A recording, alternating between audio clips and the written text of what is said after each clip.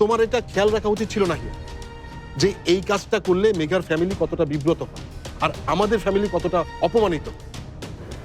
চাচা আমি তো কারোর সাথে বেয়াদবি করি নাই, কাউকে ফোর্স তো করি নাই। একটা প্রপোজাল নিয়ে আসছিলাম, এটা পছন্দ না হলে রিজেক্ট করে দিবে। এজন্য গার্ডিয়ান কল করে সিক্রেট করার কি আছে? নাহিয়ান, উনি তোমার বড়, বড়রা ছোটদের ভালো ছাড়া খারাপ চিন্তা করে না। আর উনি একজন দায়িত্ববান অভিভাবকের মতোই কাজ করেছে। মুখে মুখে তর্ক না করে ওনাকে সরি বলো।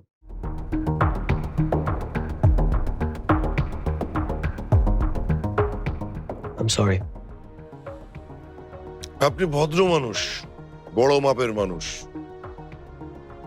তাই আমি আজকে ওকে ছেড়ে দিলাম। কিন্তু এরপরে কোনোদিন যদি মেঘার আশেপাশে আমি ওকে দেখি, আমি কিন্তু আর ভদ্রতা দেখাবো না ভাই। হাত পা ভেঙে সোজা হাসপাতালে পাঠিয়ে দেব। আর আশা, তোমাকেও আর আমি এই বাসায় দেখতে চাই না। এই বয়সে খুব লাইনঘাট শিখে গেছো না? সরি চাচা, এমন কিছু না আসলে। থাক, তোমাকে আর ওকালতি করতে হবে না। তোমার উকিল মামা যথেষ্ট ওকালতি করেছেন।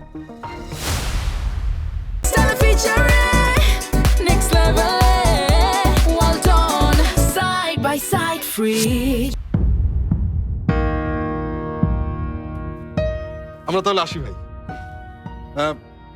যাবার আগে দু চারটা কথা না বললে হচ্ছে না। আরো কথা? কথা না, প্রশ্ন। এই ধরেন আমার পেশার একটা দোষ আর কি। আচ্ছা, নাহিয়ান কি আপনাদেরকে কোনো হুমকি দিয়েছিল?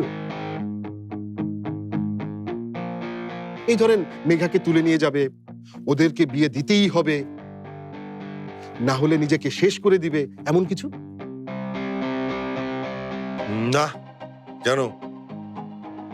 তাহলে নিশ্চয়ই আপনার কলার চেপে ধরেছে বা আপনাকে গালি দিয়ে কথা বলেছে। না না, এমন কেন করবে? সে আমাকে নির্লজ্জের মতো বলেছে যে মেঘাকে বিয়ে করতে চায়। ও তাই? তা কি বলেছে? এই মুহূর্তে মেঘাকে বিয়ে করতে চায়, বিয়ে না দিলে এখান থেকে নড়বে না, অনশন করবে। না না, এসব বলে নাই।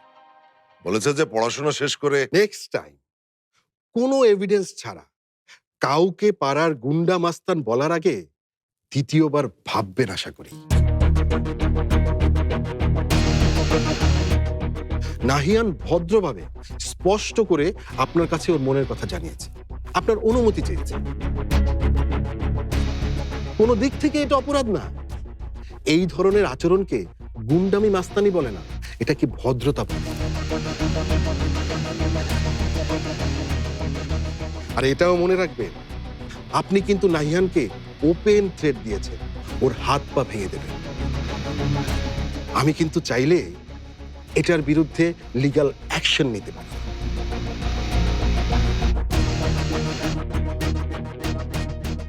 মিস্টার ফরহাদ, ভদ্রলোকের ভদ্রতাকে দুর্বলতা মনে করবেন না। খেজুরের জন্য ধন্যবাদ। আসি। এই তোরা চলে আয়।